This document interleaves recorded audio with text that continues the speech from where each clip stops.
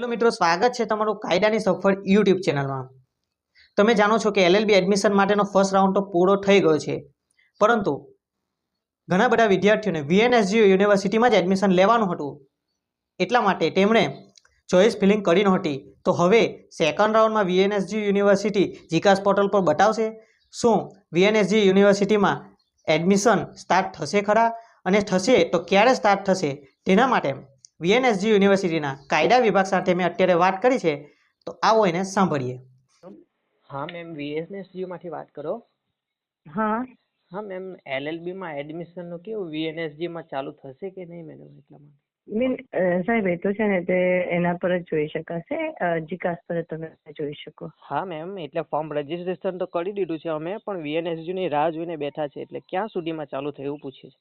એનું અંદાજે કઈ જ નહીં કહી શકો એક્ઝેક્ટ, એ તો બધું જે છે એ તમે વેબસાઇટ પર જોઈ, જે કેસ ચાલે છે એના વેબસાઇટ પર જો શું જજમેન્ટ આવ્યું છે તે। મેડમ વીએનએસયુ માં ટાઈમ ટેબલ પર બીજા સેમનું ને એ બધું આવી ગયું છે, તો પછી એટલે અમારે રાહ જોઈ કે પછી? સાહેબ હું તમને જે કહું છું તમે સમજી શકો છો કે એલએલબી માટે કોઈ કેસ ચાલે છે, તમને ખ્યાલ છે ખરો? હા ખ્યાલ છે મેમ। હા, તો એમાં એવું છે કે એનું જજમેન્ટ અને શું છે ને એ તમે વેબસાઇટ પર ચેક કરો, બરાબર? હશે તો જીકાસ પર દેખાઈ જશે। ના એટલે અમને પ્રાઇવેટમાં મેડમ લેવું કે નહીં લેવું એના માટે સમજ પડે એમ, એટલા માટે કઈ નહીં ખ્યાલ આવે ને, કારણ કે આમાં હું એક્ઝેક્ટ ના કહી શકું।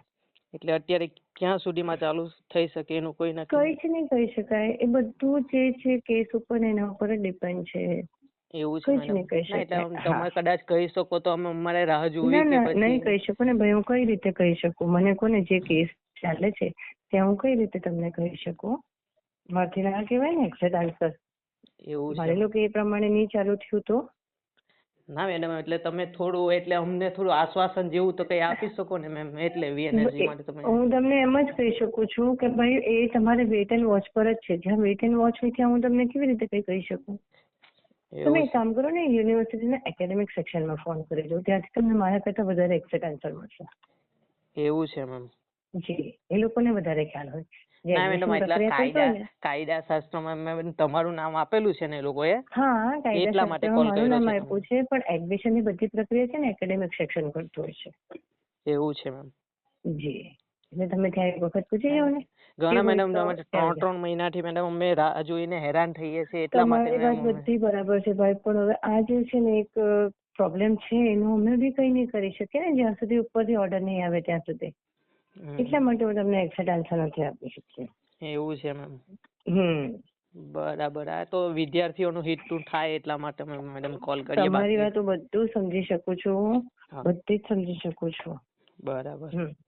હા, એટલે હવે અમે બી આમાં છે ને લાચાર છે થોડા। એવું છે મેમ? મેડમ પછી એક્ઝામ આવી જશે તાત્કાલિક, તો પછી શું થશે? અમે એટલે વિચારમાં મેડમ તમને એ તો જે બી હશે, જો એ જે પણ છે ને તે એ લેશે એ લોકો, બરાબર છે? જે બી હશે તો ટાઈમિંગ એ રીતે આપશે। અચ્છા, એટલે લેટ થશે પછી એક્ઝામ નું? હા, એ તો એ રીતે ટાઈમિંગ આપે જ। એવું છે? હા, એટલે કદાચ ચાલુ તો થશે જ ને વીએનએસજી નું, એવું તો લાગી રહ્યું છે। થશે તો ખરું, પણ હવે ક્યારે થશે એનું એક્ઝેક્ટ ના કહી શકું। થશે તો ખરું એવું છે? બરાબર છે। Okay okay. તો મિત્રો જોયું, આમ વીએનએસજી યુનિવર્સિટી પર તમે કોલ કરો છો તો એકબીજાને ખો આપી દે છે, કાં તો તમે રજૂઆત કરવા રૂબરૂ જાઓ છો તો પણ કોઈ સ્પષ્ટ જવાબ તમને મળતો નથી। તો મિત્રો આમાં હાલાકી વેઠવાનો વાળો તો વિદ્યાર્થીને જ આવે છે, એની આપણને બધાને ખબર છે, પરંતુ હવે આપણે 4 મહિનાથી હાલાકી વેઠી જ રહ્યા છે, તો બીજા 4-5 દિવસ એટલે કે 23 સપ્ટેમ્બરે જે ગુજરાત હાઈકોર્ટમાં કહેવાય રહ્યું છે કે લાસ્ટ હિયરિંગ આ કેસને લઈને થવાની છે, તો એમાં જો કદાચ બીએસીઆઈ વીએનએસજીયુને એપ્રુવલ આપે તો ચોક્કસથી વીએનએસજીયુમાં એડમિશન સ્ટાર્ટ થશે એવું મને લાગી રહ્યું છે।